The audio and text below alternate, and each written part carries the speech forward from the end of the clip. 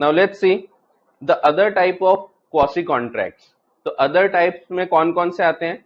तो सबसे पहले इसमें जो अदर टाइप्स मीन्स पहले हमने एक तो देख चुके, उसके बाद the second type of quasi contract is, कैसे कैसे हो सकते हैं? तो right to recover money paid for another person, इसको हम समझेंगे एक एग्जाम्पल के रूप से। तो एक एग्जाम्पल लेते हैं, इससे आपको ये जो सेकेंड नंबर का पॉइंट है सेक्शन नंबर 69, ये बहुत अच्छे से समझ जाएगा। क्या हुआ था, एक समय की बात है, एक था बेचारा गरीब किसान। ये कौन है? गरीब किसान, फार्मर है ये। अब क्या होता है, ये बेचारा गरीब होता है, खुद की जमीन भी नहीं होती है, किसान खेती बाड़ी करना आता है उसको, बट उसकी खुद की जमीन भी नहीं होती। वो क्या करता है, जो साहूकार होता है उनके गांव का, जो एक लैंडलॉर्ड होता है, उसके पास जाता है, उसको बोलता है साहब मेरे को आप जमीन दे दो थोड़ा लीज पे, मैं कुछ कमाई वगैरह कर लूंगा खेती बाड़ी करके, तो आप मेरे को अगर किराए पे देते हैं, लीज पे देते हैं तो बहुत बढ़िया हो जाएगा, बहुत कृपा हो जाएगी आपकी। तो जो साहूकार है, जो लैंडलॉर्ड है, ये तैयार हो जाता है, ये बोलता है ठीक है, ये पर्टिकुलर जमीन मैं तुमको लीज पे दे रहा हूं। ठीक है, तो लीज पे ये जमीन दे दी जाती है।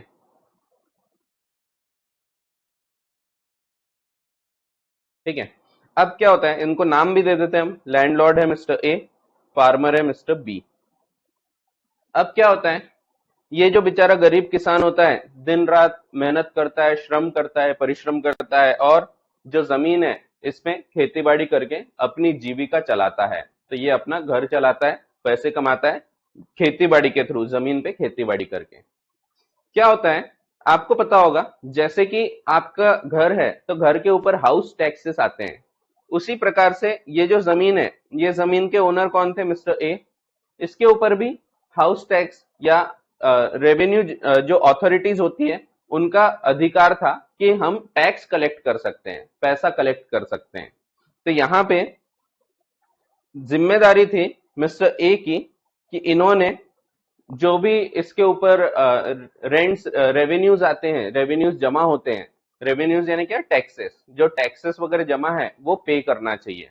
तो मिस्टर ए की जिम्मेदारी है टू पे दी टैक्सेस टू गवर्नमेंट।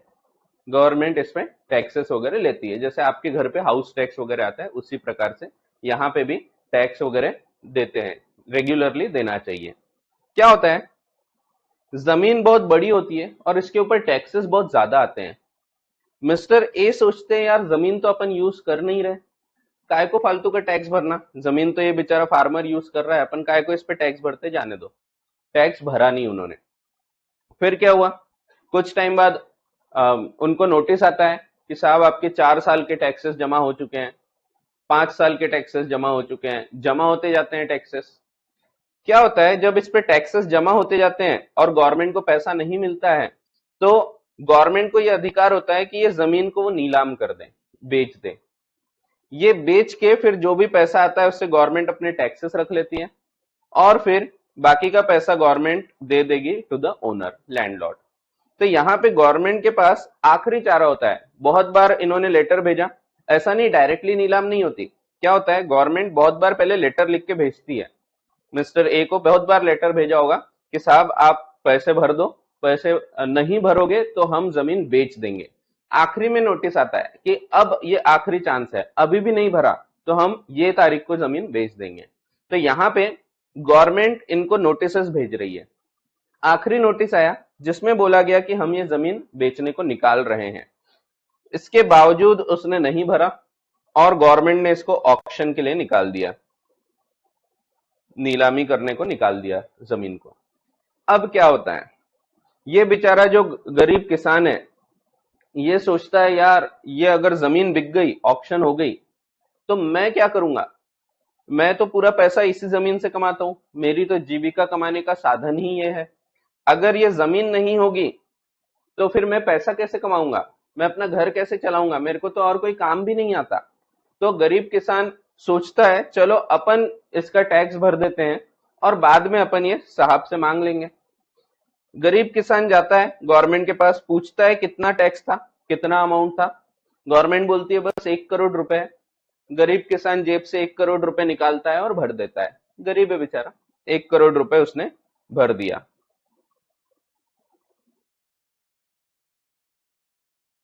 जो भी रेवेन्यूज थे वो इसने भर दिया। ठीक है। अब क्या होता है, बाद में गरीब किसान पहुंच गया और बोलता है लैंडलॉर्ड को, साहब देखो मैंने आपके लिए जो पैसा दिया था वो पैसा मेरे को वापस कर दो, मैंने ये आपके लिए पे किया हूं, आपकी जमीन है, आपका पैसा है, आपने भरना चाहिए था, आपने नहीं भरा, आपके कारण मेरे को भरना पड़ा, तो मेरे को ये पैसा दे दो। अब मिस्टर ए मना कर देते हैं। मिस्टर ए बोलते हैं कि किससे पूछ के किया था, मुझसे पूछना आता तो मैं तो वैसे ही मना कर देता कि मत भरो, तो तुमने अपने तरफ से भरा है, मैं काय को इसके पैसे दूं, मेरे से तुमने पूछा ही नहीं, बिक जाने देते जमीन। ये बोलता है ऐसे कैसे बिक जाने देते, मैं तो पूरा उसी पे निर्भर हूं, अगर जमीन नहीं होगी तो मैं क्या करूंगा, मैं पैसे कैसे कमाऊंगा, मैं काम कैसे करूंगा, घर वालों को खाना कैसे खिलाऊंगा। तो वो बड़ा चिंतित था, इसीलिए उसने जाके पेमेंट कर दिया। अब क्या होता है, दोनों के बीच झगड़ा हो गया। बी बोलता है पैसे दो पैसे दो, ए बोलता है नहीं दूंगा नहीं दूंगा, दो दो नहीं नहीं, दो दो नहीं नहीं, झगड़ रहे दोनों। झगड़ा करते करते कोर्ट पहुंच जाते हैं। कोर्ट बोलता है शांत शांत, किसान को पूछता है जी बताओ क्यों पेमेंट किया आपने। तो किसान जवाब देना चालू करता है। पहला जवाब देता है किसान, क्यों पेमेंट किया, जब उसको पूछा गया तो वो बोला कि साहब देखो मेरा हित है इसमें, अगर ये जमीन नहीं होगी तो मैं क्या करूंगा, मैंने तो खुद के लिए बचाने के लिए किया कि भाई कुछ तो रहेगा, जमीन रहेगी, खेती बाड़ी करेंगे तो अपन कुछ कमा पाएंगे, कुछ कर पाएंगे, अगर जमीन ही नहीं रहेगी तो मैं क्या करूंगा। तो ये तो मैंने अपने हिसाब से किया था कि ताकि मेरे नुकसान ना हो, मेरे को फायदा रहे। तो इसने ये क्यों किया, to protect his own interest. तो खुद का इंटरेस्ट बचाने के लिए किया, खुद का हित बचाने के लिए किया उसने। ठीक है। दूसरा, उसको बोले अच्छा तुमने अपनी इच्छा से पे किया है क्या। वो बोले नहीं साहब ऐसा कोई पे करता है क्या, ये तो क्या मेरे को जबरदस्ती करना पड़ा, आखिरी चारा था, क्योंकि गवर्नमेंट इनको बार बार बोल रही थी पैसे भरो, लेकिन ये पैसे भर ही नहीं रहे थे। अब जब गवर्नमेंट ने बोल दिया कि हम ये बेच डालेंगे, अगर ये बेच डालते तो भाई ये जमीन चली जाती, जमीन चली जाती तो मैं किसानी कैसे, खेती बाड़ी कैसे करता, तो मैं तो पूरा इस जमीन पे निर्भर था, लेकिन ये पेमेंट कर ही नहीं रहे थे, इसीलिए मेरे को जबरदस्ती करना पड़ा, जबरदस्ती करना पड़ा। तो यहां पे आपको ध्यान रखना है, it is not a voluntary payment.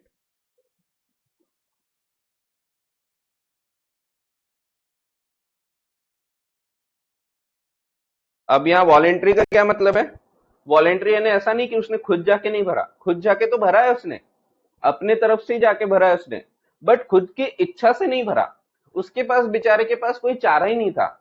जब वो जाके पेमेंट करेगा तभी ये ऑक्शन कैंसिल होगा, अगर नहीं करता तो बेचारी जमीन चली जाती और ये क्या करता।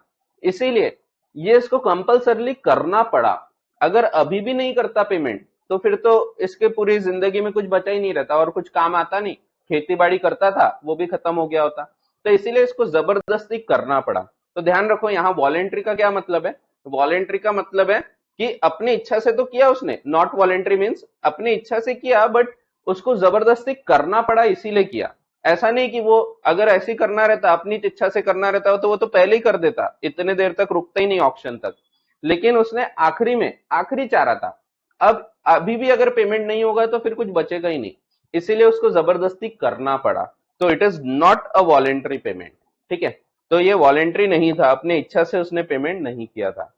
फिर बोला अच्छा तो साहब ये जिम्मेदारी किसकी थी, किसने पे करना चाहिए था।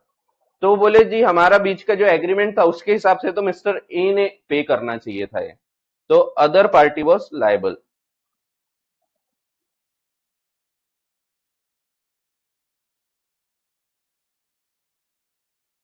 अगली पार्टी की जिम्मेदारी थी, अगली पार्टी की लायबिलिटी थी, ये भी वो बता देता है। और फिर ये भी बता देता है कि ये गुड फेथ में किया गया है, to protect his own interest and in good faith. Good faith का क्या मतलब है, उसका वहां कुछ गड़बड़ करने का ऐसा इच्छा नहीं थी, तो गुड फेथ में अच्छे तरीके से वो चाह रहा था कि भाई पेमेंट करके अपन जमीन बचा लेते हैं। ठीक है, कोर्ट ने बोला अगर तुम ये चार चीज बोल देते हो, प्रूव कर दे रहे हो, तो तुम पैसा रिकवर कर सकते हो। तो कोर्ट ने बोला पैसा रिकवर किया जा सकता है अगर ये चार चीज पूरी होती है, तो इनको ही हम बोलेंगे कंडीशंस।